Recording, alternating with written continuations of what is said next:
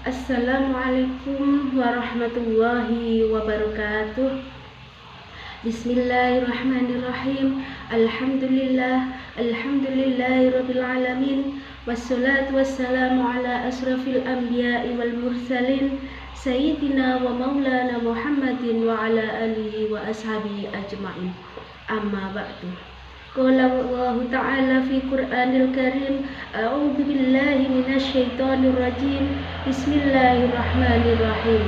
Kuntum khaira ummatin ukhrijat lin-nas fata'muruna bil ma'ruf wa tanhauna 'anil munkar wa tu'minuna billah. Al-ayatul azim. Kaum muslimin rahimakumullah. Pertama-tama marilah kita panjatkan puji syukur kehadirat Allah Subhanahu wa Ta'ala yang mana telah memberikan kita semangat, hidayah dan inayahnya sehingga kita semua dalam keadaan sehat walafiat. Kedua kalinya sholawat serta salam Allahumma sholli ala Muhammad semoga tetap tercurahkan keharibaan Nabi besar Muhammad sallallahu alaihi wasallam yang mana beliau telah menuntun kepada kita semua jalan yang terang, yakni ad-dinul Islam. Ketiga kalinya saya di sini sebagai perwakilan dari Kota Batu dengan nomor peserta 19 dengan nama Tanti Witaryati. Kaum muslimin rahimakumullah, dari ayat yang saya bacakan tadi yang berbunyi kuntum khaira ummatin ukhrijat linnas fata'muruna bil ma'ruf wa tanhauna 'anil munkar wa tu'minuna billah. Al-ayah sadaqallahul azim. Itu disimpulkan bahwasannya manusia memiliki kewajiban menyampaikan semua perkara yang ma'ruf dan mencegah semua yang mungkar dan beriman kepada Allah. Beriman di sini yaitu menjalankan semua perintah Allah dan menjauhi semua larangannya.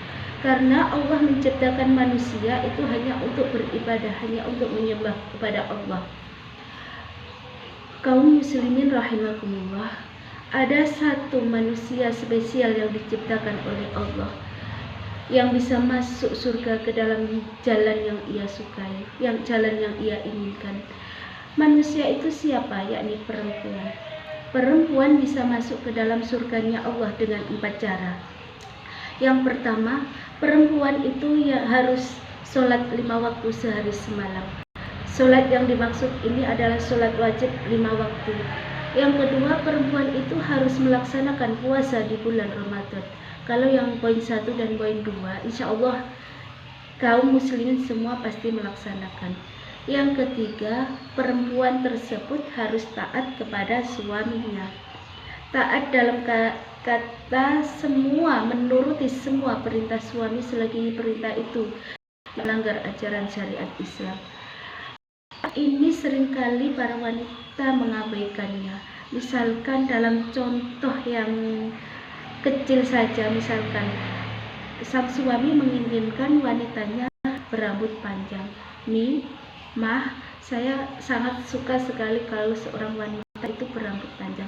Tapi sang istri tidak pernah alah gak melok ngramasi kok rebel.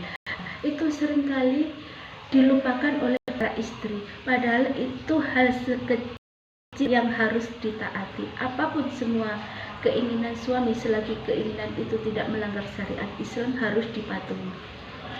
Yang keempat, perempuan tersebut harus menjaga kehormatannya jika suami tidak ada di rumah.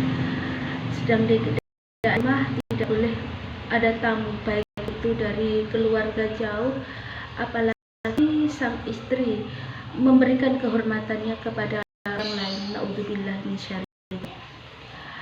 Dari surat An-Nisa ayat 34 pun dijelaskan bahwasannya laki-laki itu kedudukannya lebih tinggi daripada perempuan. Seorang suami kedudukannya lebih tinggi daripada seorang istri.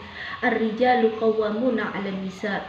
Dan dari penggalan ayat tersebut pun dijelaskan bahwa sebaik-baiknya perempuan wanita solihah, yaitu wanita yang pertama taat kepada Allah, yang kedua taat kepada suaminya.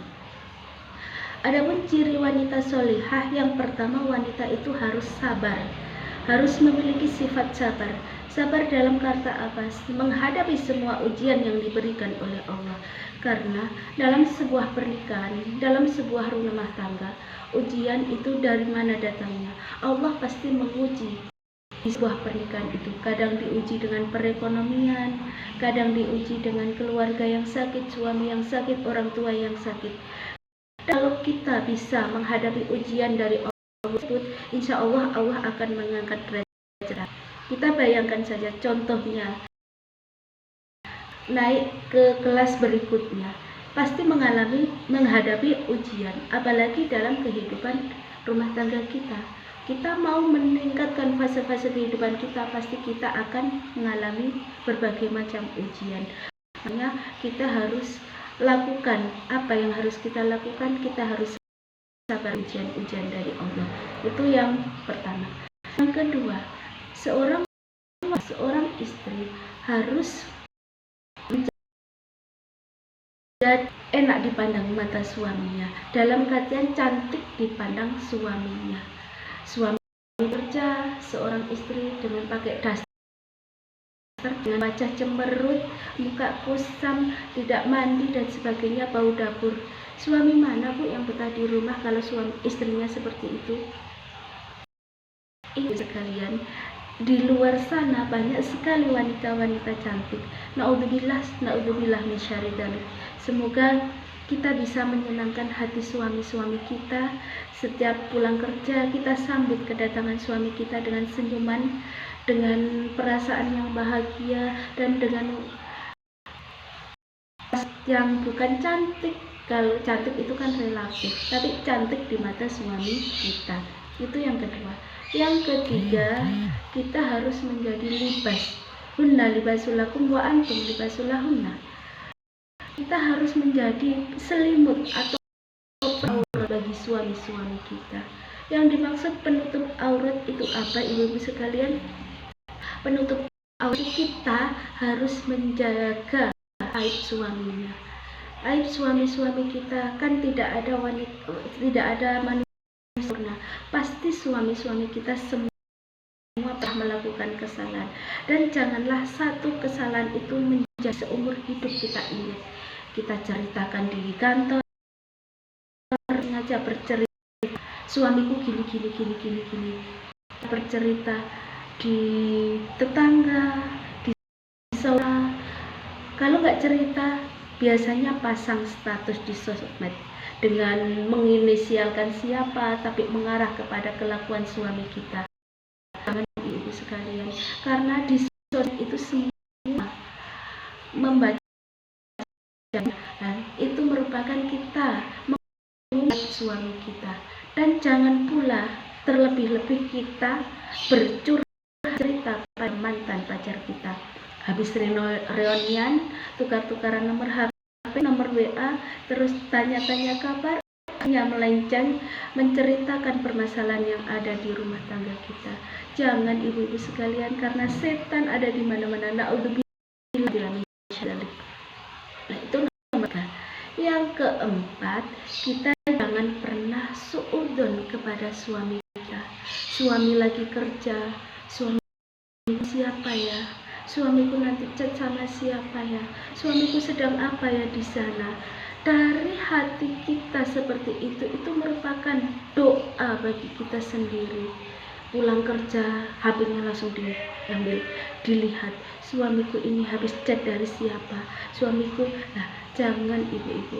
Kalau kita menjaga kehormatan kita, insya Allah suami kita pun akan menjaga kehormatannya. Kalau seandainya kita yang terbaik menjaga kehormatan kita, tapi suami kita, alhamdulillah ya, masih melenceng, masih menggok sana sini, nah, itu sudah takdir dari Allah. Allah pasti akan lebih indah daripada itu semua. Hanya itu yang bisa saya sampaikan. Semoga kita semua, para ibu, para wanita, menjadikan masuk surga dengan jalan yang kita pilih, dan bisa menjadikan wanita solihah yang dipilih oleh Allah. Sekian yang dapat saya sampaikan. Apabila ada kekurangan, saya mohon maaf yang sebesar-besarnya.